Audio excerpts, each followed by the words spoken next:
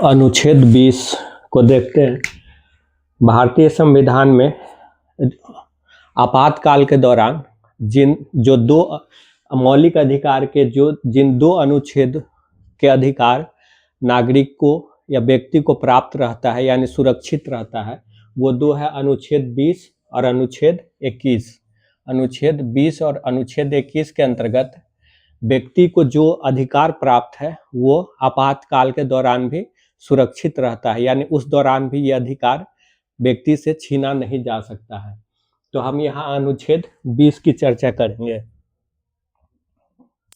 अनुच्छेद 20 की चर्चा करेंगे। अनुच्छेद 20 ऐसे व्यक्ति को, अनुच्छेद 20 के अंतर्गत जो अधिकार है वो ऐसे व्यक्ति को प्राप्त है जो किसी मामले में अभियुक्त हो, यानी जिसके ऊपर किसी मामले को लेकर के दोष लगाया गया हो, आरोप लगाया गया हो और मुकदमा चलाया जा रहा हो, या जिस व्यक्ति को किसी मामले में दोषी साबित कर दिया गया हो। ऐसे दो व्यक्तियों के लिए इस अनुच्छेद 20 के अंतर्गत कुछ प्रोटेक्शन या कुछ संरक्षण या कुछ अधिकार प्राप्त है। वो अधिकार क्या है? वो अधिकार तीन तरह के हैं। एक अनुच्छेद 20 के क्लोज 1 में है, अनुच्छेद 20(2) और अनुच्छेद 20(3). अनुच्छेद 20(1) क्या कह रहा है? अनुच्छेद 20(1) कह रहा है भूतलक्षी आपराधिक कानूनों से संरक्षण। भूतलक्षी आपराधिक कानूनों से संरक्षण, इसका मतलब हुआ, भूतलक्षी का मतलब होता है बीते हुए समय से किसी कानून को बनाया, यानी आज हम कोई कानून बना रहे हैं लेकिन उसको हम बीते हुए आज के 2 साल पहले के समय से लागू कर रहे हैं। यानी कि आज के 2 साल पहले कोई व्यक्ति किसी अगर उसका वायलेशन किया हो तो उसको सजा दी जा सकती है। मतलब कानून आज बन रहा है लेकिन उस आधार पे 2 साल पहले कोई उस तरह का अपराध किया हो तो भी उसको सजा दी जा सकती है। लेकिन यहाँ क्या लिखा है? भूतलक्षी आपराधिक कानूनों से संरक्षण। तो इस तरह के जो कानून है जो पीछे जाकर के लागू होते हैं, इम्प्लीमेंट होते हैं, उन कानूनों से संरक्षण दिया गया है, सुरक्षा दिया गया है। लेकिन किस मामले में? आपराधिक मामले में।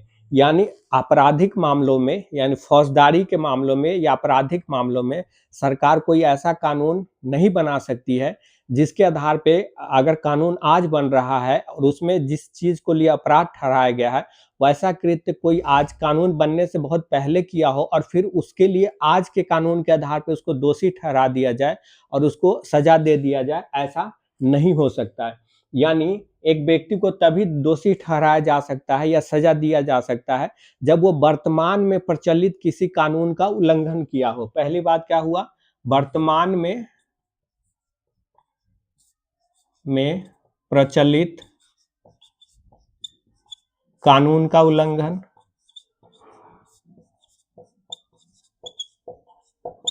यानी एक व्यक्ति को तभी दोषी ठहराया जा सकता है जब वो वर्तमान में प्रचलित किसी कानून का उल्लंघन किया हो, और दूसरा, अगर उसने वर्तमान में प्रचलित किसी कानून का उल्लंघन किया हो और उसे दोषी ठहराया गया है तो उसे उतना ही सजा दी जा सकती है जितना कि वर्तमान के कानून के अनुसार प्रावधान है। यानी कि वर्तमान में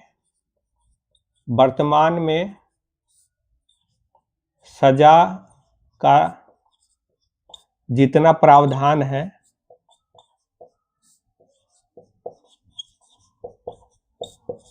उतना ही सजा उसको दिया जा सकता है, उतना ही सजा दिया जा सकता है। यानी कि दो बातें यहाँ दी गई है।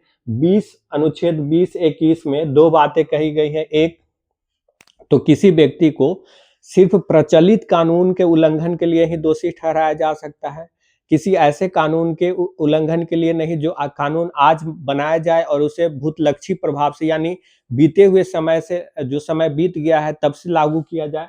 तो ऐसे आपराधिक मामलों में किसी को इस आधार पे सजा नहीं दिया जा सकता है। वो तभी दोषी ठहराया जा सकता है जब वो वर्तमान में प्रचलित किसी कानून का उल्लंघन किया हो। दूसरी बात, उसको सजा कितनी दी जाएगी? उतनी ही सजा दी जाएगी जब वर्तमान के कानून में जितना सजा का प्रावधान है उतनी ही सजा दी जा सकती है। और यहाँ एक चीज ध्यान देने का है कि ये संरक्षण सिर्फ आपराधिक मामलों में ही प्राप्त है, यानी दीवानी मामलों में और दूसरे दीवानी मामलों में और सिविल अधिकार के मामलों में, दीवानी मामलों में और सिविल अधिकार के मामलों में सरकार ऐसा कानून बना सकती है जो बीते हुए प्रभाव से लागू हो और उसके उल्लंघन के को आधार बना करके वर्तमान में किसी को दोषी ठहराया जाए। जैसे अगर सरकार कोई कानून बनाती है जिसमें ये प्रावधान किया जाए कि कर जो है कर की दर बढ़ा के 10% कर दिया जाए और इसको बीते हुए समय मतलब आज अगर 2026 है तो इसको 2024 से लागू कर दिया जाए और ऐसी स्थिति में अगर कोई व्यक्ति 2024 में इसका उल्लंघन करता हुआ पाया जा रहा है जो कि कानून आज बना है, तब उसको दोषी ठहराया जा सकता है। लेकिन इस किस मामलों में ये दोषी ठहराया जा सकता है? सिर्फ सिविल सिविल या दीवानी मामलों में, सिविल या दीवानी मामलों में। आपराधिक मामलों या फौजदारी मामलों में ऐसा लागू नहीं होता है। तो ये ध्यान रखना कि ये जो संरक्षण प्राप्त है भूतलक्षीय आपराधिक कानून भूतलक्षी प्रभाव से जो संरक्षण प्राप्त है वो सिर्फ आपराधिक मामलों में प्राप्त है, सिविल या दीवानी मामलों में प्राप्त नहीं है। तो ये अनुच्छेद 20(1) कह रहा है।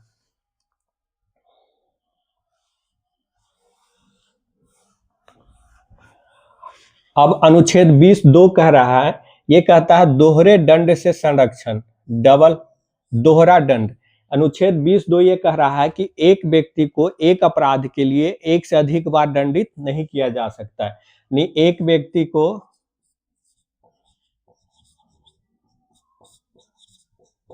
एक अपराध के लिए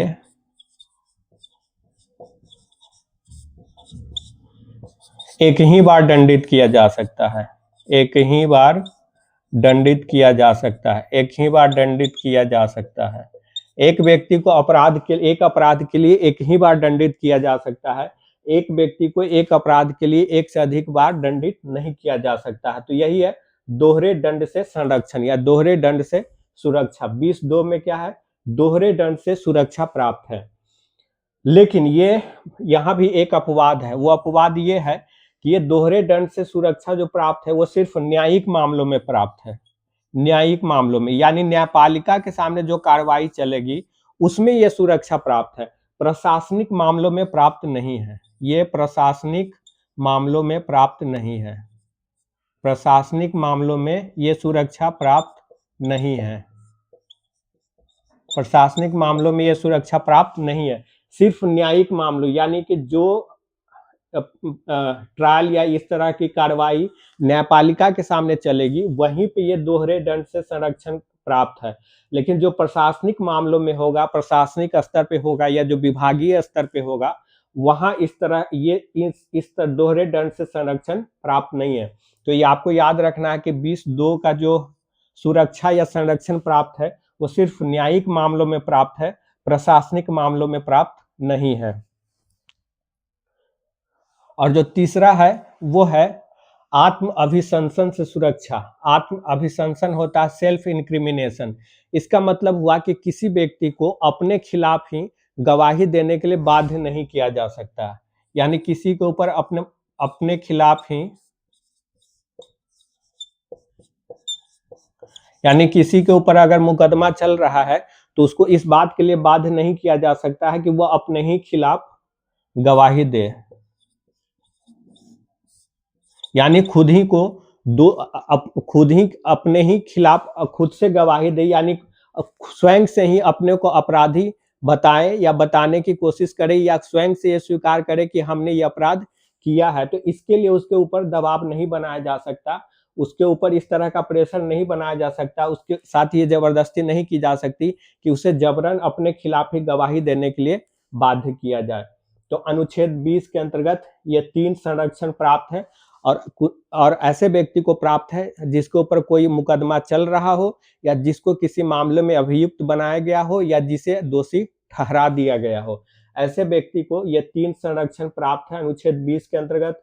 एक है भूतलक्षी आपराधिक कानूनों से संरक्षण, यानी भूतलक्षी प्रभाव से कोई कानून बनता है तो उसके अंतर्गत वो सजा नहीं दिया जा सकता, लेकिन ये सिर्फ आपराधिक मामलों में प्राप्त है संरक्षण, दीवानी मामलों में ऐसा सजा दिया जा सकता है। दूसरा, किसी को तभी दोषी ठहराया जा सकता है जब उसने किसी प्रचलित विधि का उल्लंघन किया हो और उसको उतना ही सजा दिया जा सकता है जितना उस समय विधि में प्रावधान हो। 20(2) में है दोहरे दंड से संरक्षण, यानी एक व्यक्ति को एक अपराध के लिए एक से अधिक बार दंडित नहीं किया जा सकता, लेकिन ये सुरक्षा सिर्फ न्यायिक यानी उन्हीं कार्रवाई में उन्हीं मामलों में प्राप्त है जो न्यायालय के सामने चलेगा।